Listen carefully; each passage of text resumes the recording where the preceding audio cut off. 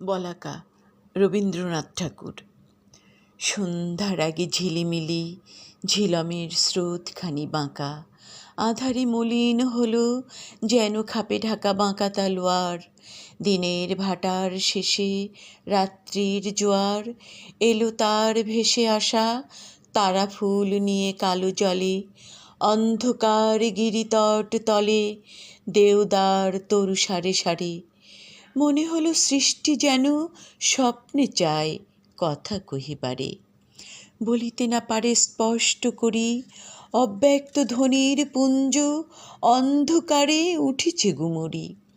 সহসা শুনিনু সেই ক্ষণে সন্ধ্যার গগনে শব্দের বিদ্যুৎ ছটা শূন্যের প্রান্তরে।